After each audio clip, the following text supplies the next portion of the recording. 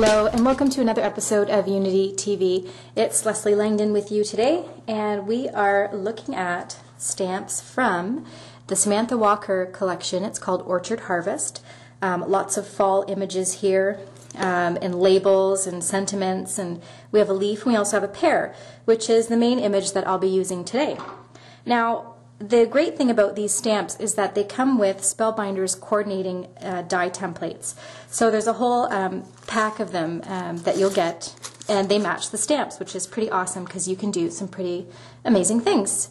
So today what I'm going to show you is kind of a masking technique, and it's not new, but you haven't seen it done with these stamps, I know. So I have here a piece of acetate, and you can actually try and use some thicker packaging, you know, that you get with some of your scrapbooking products.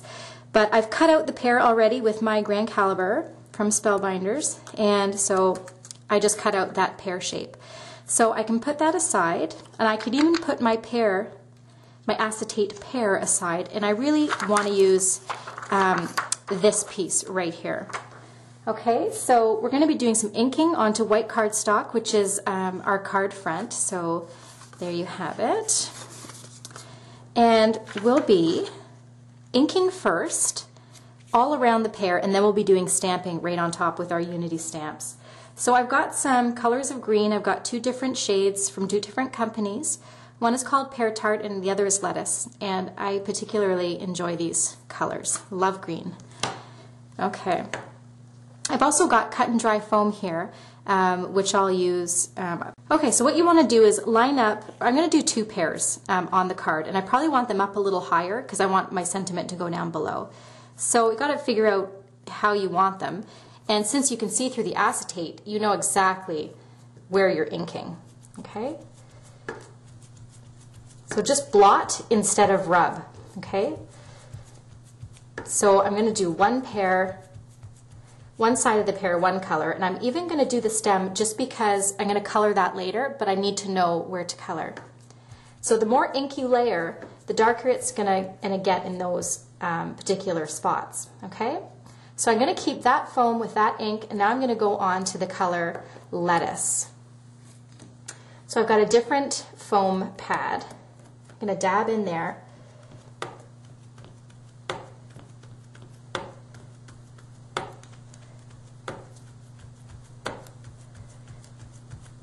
Okay, I'm going to blend those together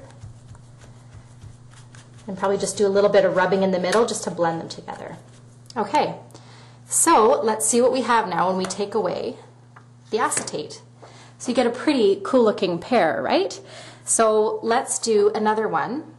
We'll kind of pair them together because we're going to use a sentiment that comes in the kit, and it's called Gather Together.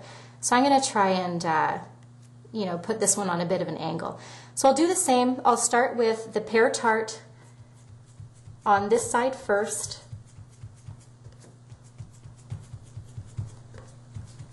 Okay, do the stem, and then I will go ahead, and I'm actually going to try to avoid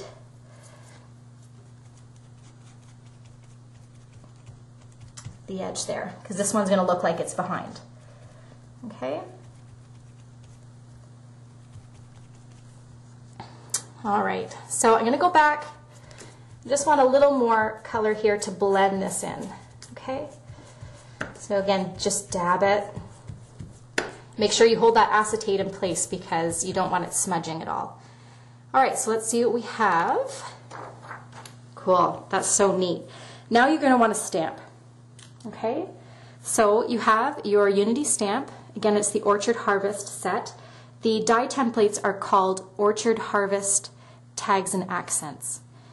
Okay, so I have here my Unity block. So just going to want to line it up. Okay, and I'm going to use a darker green. So I've chosen 3 greens. This one's called Library Green, and it's also from Ranger. Okay, so I'm just going to ink my stamp here. Okay, and then I'm going to look to stamp right where I colored. So this is a little tricky. You want to make sure you get this right. Okay.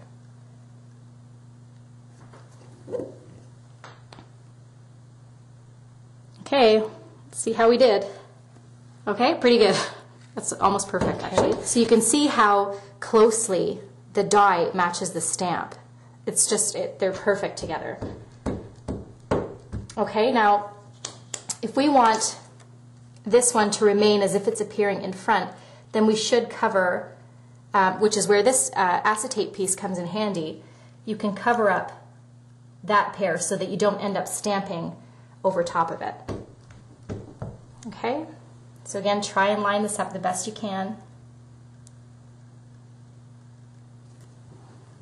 Okay, just press firmly, get all that ink on there. Okay, so there you have it. Now we can stamp a sentiment, and there's a cute sentiment on here that says gather together, and I thought that was cute because you have two pairs gathering together. Alrighty, so don't mind me, I'm just going to turn this sideways so that I can stamp it appropriately and straight. Okay. So always, when you're doing a sentiment, and it's obviously red rubber, so you're going to have a little hard time making sure that you stamp straight, but you look for a straight line, and then you look at the bottom line of the sentiment, and you really try to make those two lines parallel. Okay, so I'm just going to stamp you right in the middle here. Okay, there you have it. Okay, so final thing you're going to want to do is take a marker. I'm using a Copic marker. This is E27. I'm just going to color the stem. I'm going to go and copy actually not just the stamped image, but where the ink has gone as well. So if it's just gone over a little bit, I'll just continue that.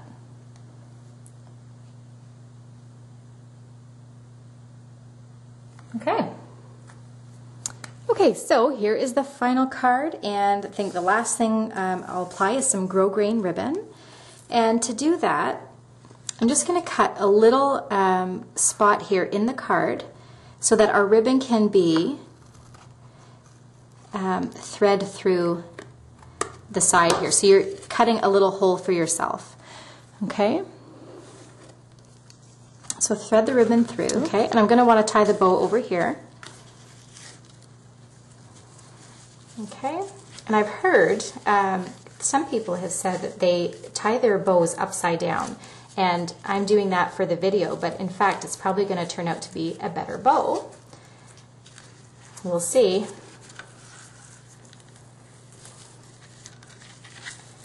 Oops. Okay. See, the flaps end up going down, and I think that's what you're looking for. Okay, and then if you want to get a glue dot and hold the ribbon in place, so I'm going to use these glue squares.